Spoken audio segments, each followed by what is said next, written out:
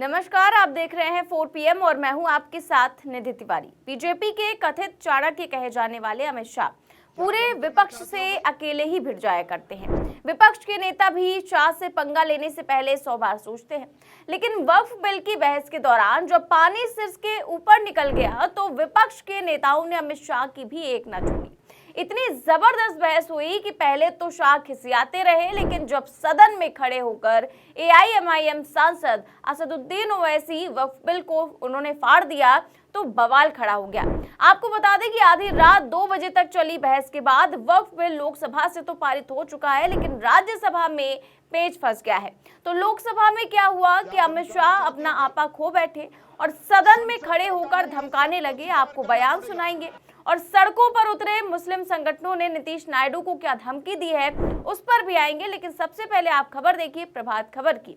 इसमें लिखा है कि मुस्लिम संगठनों ने नीतीश नायडू सहित चंद्रबाबू नायडू को दी धमकी, विरोध करो नहीं तो जैसे ही वक्फ बिल लोकसभा से पास हुआ, मुस्लिम संगठनों ने मीटिंग बुलाई है और आज राज्यसभा में बिल के पेश होने से पहले जबरदस्त विरोध प्रदर्शन करने का ऐलान किया है। तस्वीरें आप देख सकते हैं कि कैसे स्थिति को भांपते हुए जगह जगह पर अलर्ट लगा दिया गया है और यहाँ पर बात सिर्फ सड़क की ही नहीं, सदन की भी है।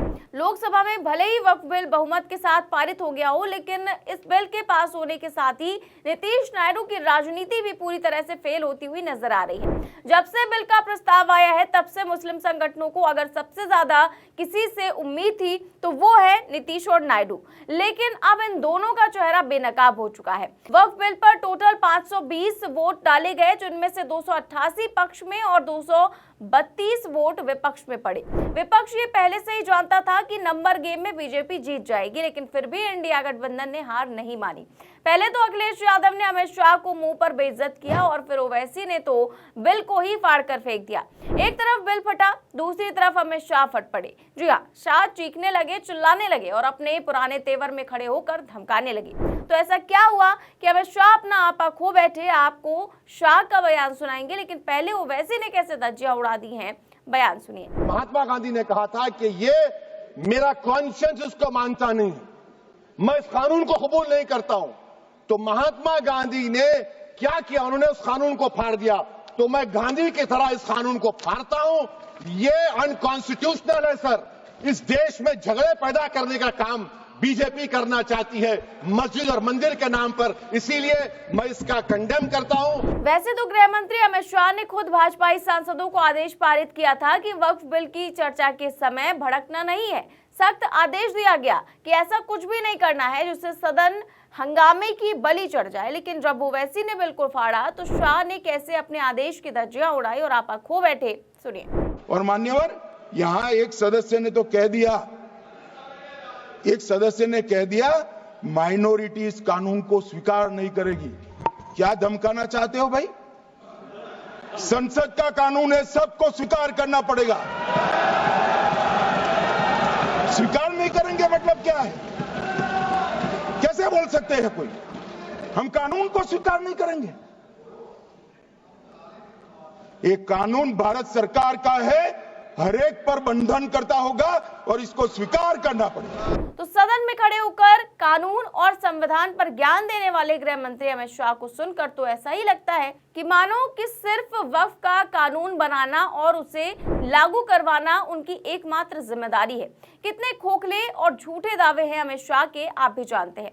जब इसी संसद के कानून और संविधान पर सुप्रीम कोर्ट की रोक के बावजूद बुलडोजर चलाया जाता है, मुसलमानों के घरों को उजाड़ा जाता है, तब संविधान की याद नहीं आती, लेकिन जब खुद पर बात आई तो सदन में खड़े होकर ज्ञान बांट रहे हैं, धमका रहे हैं कि कानून को तो स्वीकार करना ही होगा। खैर, जब नंबर गेम होता है तो स्वीकार हो चाहे ना हो, थोपने में ये सरकार कितना माहिर है ये तो तभी साफ हो गया था जब पहले किसानों की काली कानूनों को पूरे विपक्ष को सस्पेंड करके पारित करवाया गया। फिर जब फजीहत हुई और किसानों ने औकात याद दिलाई तो सदन से पारित कानून को भी वापस लेना पड़ गया।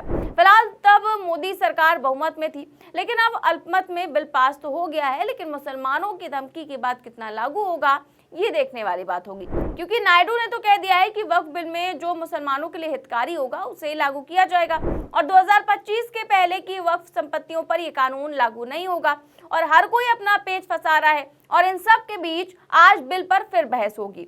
आपको बता दें कि लोकसभा से पारित हो चुका बिल अब राज्यसभा में पेश होगा और राज्यसभा की अगर बात करें तो बीजेपी की हालत पहले से ही खराब है। ऐसा क्यों है, इसके लिए फटाफट से राज्यसभा के सदस्यों का गणित बता देते हैं। तो राज्यसभा में कुल सदस्य हैं 236, बहुमत है 119 का। बीजेपी के पास 98 सांसद है और बीजेपी प्लस एनडीए यानी कि एनडीए के सदस्यों को मिलाकर 115 सांसद हो जाते हैं और मनोनीत सदस्य हैं 6 यानी कि 115 प्लस 6 121 यानी कि बहुमत से 2 ज्यादा। तो लोकसभा में तो बीजेपी के पास बहुमत से 16 सांसद ज्यादा थे, लेकिन राज्यसभा में सिर्फ 2 सांसद ज्यादा हैं। ऐसे में बीजेपी की सांसें अटकी हुई हैं कि अगर किसी ने भी अगर क्रॉस वोटिंग कर दी तो खेल पलट सकता है। यहीं पर अगर विपक्ष की बात की जाए तो आपको बता दें कि विपक्ष के सांसदों की संख्या कांग्रेस के 27 सांसद हैं, इंडिया के कुल मिलाकर 85 सांसद हैं, बीजेडी के 7 सांसद, वाईएसआर के 9 सांसद, अन्य 3 सांसद, यानी कि टोटल 104 सांसद, बहुमत से 15 का। तो अगर देखा जाए तो कांग्रेस के पास बहुमत नहीं है, लेकिन वक्फ बिल के पेश होते ही खड़गे ने भाजपाइयों की ऐसी लंका लगाई जिससे इतना तो साफ हो गया कि राज्यसभा में भी ये बिल आसानी से पास नहीं हो पाएगा। अगर ये बीजेपी के लोग डरा कर मुझे झुकाना चाहते हैं, मैं कभी नहीं झुकूंगा, मैं टूट जाऊंगा लेकिन झुकूंगा नहीं, ये याद रखो।